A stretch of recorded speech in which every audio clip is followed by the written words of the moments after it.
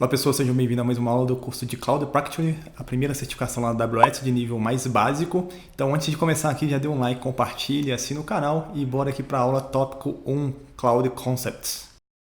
A gente vai falar de conceitos de Cloud, tópico 1.1.2 e 1.3, definir a AWS Cloud, identificar aspectos de economia de Cloud, computing usando a AWS e listar as diferentes arquiteturas de Cloud. Então bora aqui. Primeira coisa que a gente tem que entender é o conceito de data center. O que é um data center e qual o custo que um data center tem para quem precisa de uma infraestrutura de TI. Então, é uma instalação, uma facility especial feita para acomodar, gerenciar e suportar recursos críticos de TI de uma ou mais organização. Então, tudo aquilo que você precisa de recurso de tecnologia, de infraestrutura de tecnologia, de hardware ali, e para armazenar o seu software ou sistemas que suportam ali a sua empresa, você deveria colocar num data center, porque a gente prevê ali uma alta disponibilidade, tolerância à falha, a gente põe ali servidores de forma duplicada, enfim, a gente tem todo um ambiente projetado para esse tipo de serviço que tem que ficar 24/7, 24 horas, 7 dias por semana, sempre disponível e não pode cair praticamente nunca. Só que isso demanda muito custo. Imagine você hoje precisa abrir algum tipo de empresa e precisa fazer um data center. Você tem que pensar em backup de energia, você precisa ter duas fornecedoras de energia, você precisa ter circuitos ali paralelos, porque se uma fonte de energia não estiver disponível, você precisa ter ali um backup dela, você precisa ter esse sistema de resfriamento, você precisa ter ar-condicionados específicos ali para resfriar hardware, para resfriar computadores que vão estar ali ligados, né, os servidores. A gente tem que sistema de storage, a gente precisa pensar no armazenamento ali das coisas que vão ser colocadas ali naquele servidor, a gente precisa ter backup desses caras, a gente precisa ter servidores, é lógico, né, hardware de servidores, precisa ter equipamento de rede, switch, roteador, enfim, firewall, né, equipamento de segurança. A gente precisa ter cabeamento, né, para ligar esses caras. E precisa de um monte de coisa. A gente precisa de profissionais, especialistas nessa área para colocar esses caras trabalhando lá. Ou seja, demanda muita grana. Ou seja, o nível de investimento para quem quer ter um data center é muito alto. E uma empresa que está começando hoje no mercado, provavelmente ela não vai ter esse nível de investimento, essa grana para colocar para investir em um data center. Antigamente era impossível para uma pessoa, para uma organização pequena, começar a concorrer com alguma coisa que já existia no mercado. Por quê? Porque a barreira de entrada dela era muito alta. Ela não tinha o capital necessário para colocar o seu serviço ali disponível. Então, quando a gente fala de data center próprio, a gente tem aqui o seguinte problema. A gente tem aqui, por exemplo, a gente está prevendo que a nossa empresa aqui em março, a empresa que a gente está criando, ela vai ter capacidade de atender ali 100 clientes. Esses servidores que eu vou comprar, que eu vou investir, que eu vou colocar meu capital ali para ter esses computadores, esses servidores, ele vai ter a demanda estimada máxima que eles vão conseguir atender é de 100 clientes. Só que vamos supor, em junho eu faço uma promoção, alguma coisa lá na minha loja, no meu site, enfim, no meu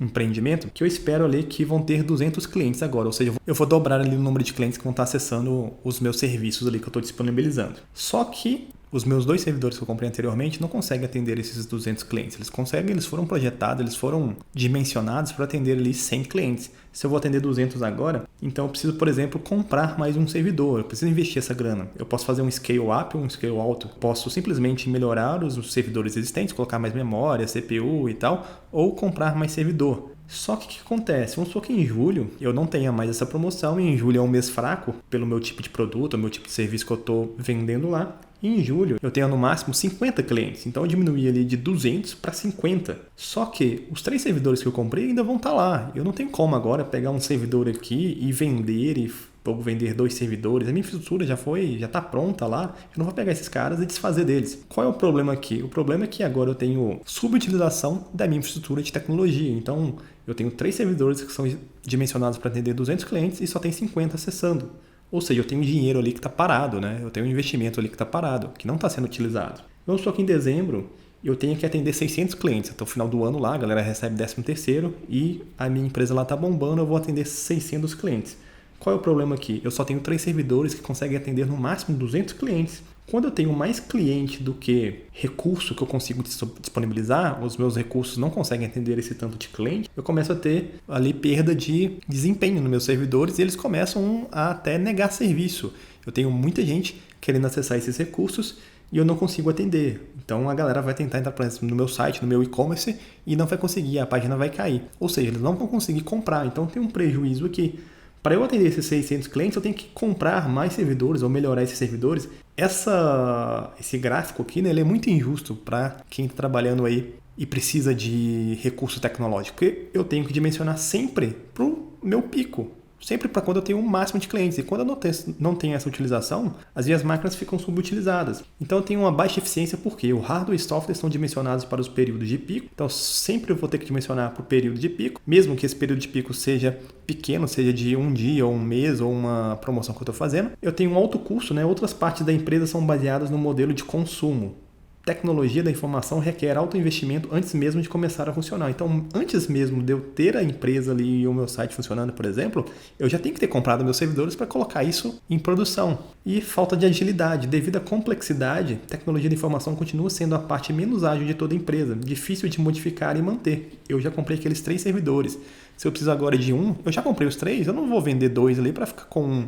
E se eu preciso ter mais servidores, eu tenho que comprar mais e não consigo realocar os recursos ali de forma inteligente ali no meu data center. Se a gente pesquisar aqui no Google Trends, esse termo começou a ficar popular lá para o final de 2008, início de 2009 ali. Nesse período a gente teve crise, né? A gente teve a crise subprime lá nos Estados Unidos, a crise imobiliária que acabou refletindo nos mercados no mundo inteiro. Ou seja, faltava grana para a galera. E o pessoal começou a procurar tipos de soluções que eu precisava de menos investimento inicial ali e focasse mais na operação do negócio de uma forma geral. Uma solução que não demandasse uma grana violenta para eu começar o meu negócio. A Amazon, ela tinha o mesmo problema lá que eu acabei de citar ali, a infraestrutura dela ficava ociosa em momentos que ela não tinha ali clientes, então ela dimensionava os recursos dela, por exemplo, para picos de acesso, seja, sei lá, Black Friday, ela tinha que dimensionar para Black Friday, só que depois da Black Friday os recursos dela ficavam subdimensionados, né? Ficavam subutilizados, na verdade. Então ela começou a tentar vender isso como serviço, a plataforma dela de servidores como serviço.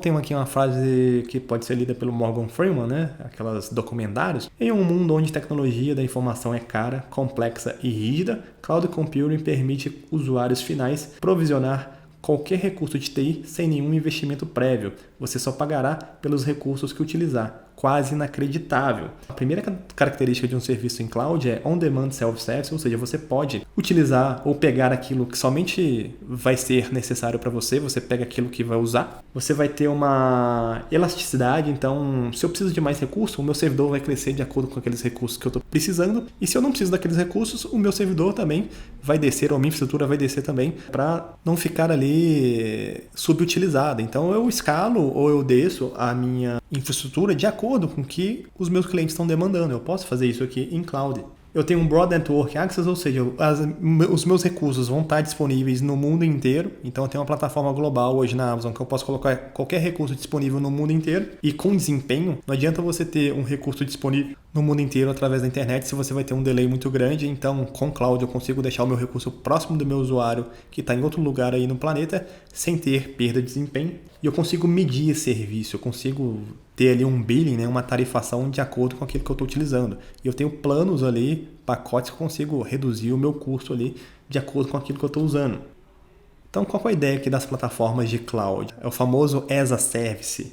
Como serviço está muito famoso hoje em dia, então vamos pegar aqui, por exemplo, a maquininha da Nespresso. Você acha que o negócio da Nespresso é vender maquininha? Não, o negócio dela é vender café, vender as cápsulas, né? Então vai chegar um ponto que, por exemplo, ela vai vender isso como serviço. Você, acho que já deve até ter, né? Você paga lá pela uma assinatura de café XPTO e você ganha a máquina. O serviço dela, ela está vendendo ali um café as a service. Você tem ali uma assinatura de café, você recebe o café em casa e você põe na maquininha da Nespresso. Se essa maquininha quebrar, mesmo que esteja fora da garantia, eles vão lá e arrumam. Por quê? Porque o negócio dela é vender ali as cápsulas de café. Então ela tem um café ali como serviço. Então é a mesma coisa de tecnologia. Hoje a gente tem tudo como serviço, a gente tem carro como serviço. Então a ideia aqui de plataforma cloud como serviço é essa, né? Você tem Infrastructure as a Service, ou IaaS, que é o seguinte: numa infraestrutura normal de data center, você é responsável pelo servidor, você é responsável pelo storage, você é responsável pela rede, você é responsável pela ferramenta de virtualização que você vai usar, sei lá, VMware, ou Hyper-V, ou XenServer, você é responsável pela licença do sistema operacional que você vai usar, ou sistema operacional que você vai usar, você é responsável pelo Ubuntu, pelo Windows, ou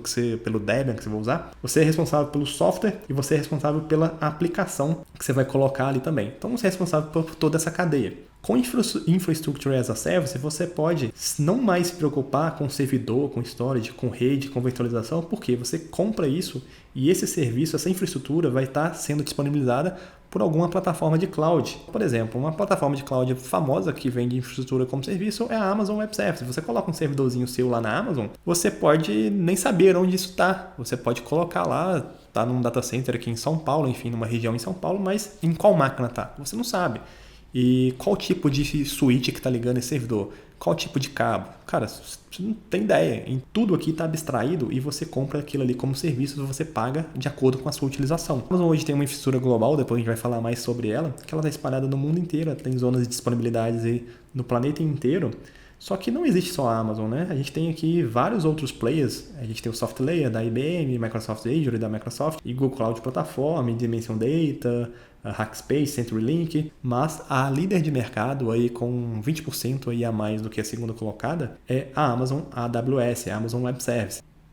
E as plataformas de cloud aqui a gente tem, por exemplo, a gente viu infraestrutura como serviço, que é você colocar o seu servidor lá, mas ainda assim você vai ser responsável por colocar o sistema operacional no servidor, por exemplo, desenvolver a aplicação ali dentro, ou colocar o que você quiser ali, por exemplo, um servidor LAMP com Linux, a parte MySQL, vai ser sua responsabilidade, você não precisa se preocupar mais com qual ferramenta de virtualização que ela está usando, se está usando um VMware ou um Hyper-V, enfim. Tem hoje também as plataformas que você pode ter um software as a service, você pode usar um software como serviço. Mas como assim software como serviço? Você não vai ser responsável por nada, né? Aplicação, infraestrutura, sistema operacional, virtualização, cara, você não sabe nada disso. Um exemplo famoso de software como serviço é o Google Docs. Documento, planilha, uma apresentação em formulário, sem você precisar instalar isso na sua máquina, sem você precisar se preocupar onde está armazenado, está na nuvem, mas onde especificamente está. E a Amazon também oferece ferramentas de software as a service na plataforma dela. Tem plataforma como serviço, software as a service, infraestrutura como serviço, enfim, tem vários tipos de plataforma que ela vai oferecer lá e a gente vai ver um pouco delas depois. E para acessar esses recursos, os usuários só precisam de uma coisa, um navegador, por exemplo. Então, para você acessar ali um Google Docs, por exemplo, você precisa só de um navegador, você não precisa instalar nenhum cliente na sua máquina. Ou seja, a barreira de entrada para ter esses serviços hoje é muito pequena. Você não precisa de nada, né? Todo mundo tem um navegador em qualquer lugar, até no celular hoje em dia. Então, você consegue acessar esse recurso de forma muito simples. Então, a agilidade que cloud te dá é muito grande, desde a infraestrutura como serviço até software como serviço. E a redução de custo, teoricamente, também é grande porque você não precisa daquele investimento inicial. É lógico que você tem que trabalhar na otimização, porque quando você está trabalhando com cloud, você pode ter um problema que eles chamam de cloud proliferation, que é simplesmente tão simples subir recurso lá, que a galera começa a subir tanto recurso que acaba perdendo a mão ali, vamos dizer assim. Quando chega a fatura do cartão de crédito lá internacional, a galera tem um susto. Então, hoje em dia você consegue monitorar tudo, você consegue gerar alarme de billing, enfim, ter relatórios financeiros lá, e você tem que usar essas ferramentas com consciência, né, do que é aquilo que você está precisando. O cloud é bom, só que você tem que tomar cuidado para você não ter ali uma tarefa muito grande com recursos que você está ali só brincando e não está utilizando realmente. E a gente tem aqui alguns modelos de cloud. A gente tem aqui a cloud pública, a Amazon, Azure e essas outras empresas aí são clouds públicas, então qualquer um pode subir um servidor lá, desde que você tenha um cartão de crédito tradicional, né? Você pode subir um servidor lá, você pode subir um serviço, você pode subir um banco de dados, você pode subir um desktop, as a service lá, enfim, você pode ter tudo lá nessa nuvem pública e esse ambiente compartilhado com outros é uma nuvem pública e todo mundo tem acesso e pode criar coisa lá. Você tem as nuvens privadas, você pode subir uma plataforma de nuvem dentro do seu data center. A gente tem um data center que a gente chama de on-premise, né, que é o data center o seu data center convencional. Você pode transformar essa infraestrutura numa infraestrutura de nuvem privada. Qual a ideia de você transformar o seu data center numa nuvem privada? Você ter aquela mesma elasticidade, aquela mesma rapidez em provisionar serviço e recurso de uma nuvem. Uma coisa que o pessoal reclama muito é que a parte de infraestrutura de tecnologia ela é muito lenta. Enquanto o pessoal está desenvolvendo código cada vez mais rápido e sistemas cada vez ficando prontos de forma mais rápida e mais ágeis e precisando de fazer o deployment lá nos servidores, deixar isso publicado lá para os clientes, acaba que o pessoal de infra não consegue acompanhar essa rapidez e acaba sendo um gargalo. O que é a cultura nova aí de DevOps, né? Ela passa essa parte, automatiza tudo o seu data center para provisionar os recursos para o próprio cara que está desenvolvendo. Então ele mesmo consegue criar lá, por exemplo, o servidor dele lá virtual ou o Linux, a parte MySQL dele lá, o Java dele, de forma sem precisar abrir, por exemplo, um chamado pessoal de administração, de operação de servidores. Então isso torna o seu data center mais ágil, né? Pensar como nuvem no seu próprio data center. E você tem o conceito de híbrido, né? Você ainda tem o seu data center on-premise, o seu data center legado lá, e você faz algumas implementações na nuvem, então você fica com os dois. E você pega, por exemplo, o melhor dos dois mundos. Você precisa de ter elasticidade, você manda para a nuvem, você precisa de ter alguma coisa ali que tem que estar no privado, de acordo com algum nível de compliance que tem que ter, que são dados, sei lá, dos usuários do governo e tem que estar aqui, enfim. Você tem esses dois mundos, né? Você pode fazer o seu data center on-premise e começar com o data center na nuvem, utilizando aí uma nuvem, conceito de nuvem híbrida. É isso, galera. Parte bem conceitual aqui inicial. Na próxima a gente vai começar a mexer um pouco. Obrigado por assistir essa aula e até a próxima.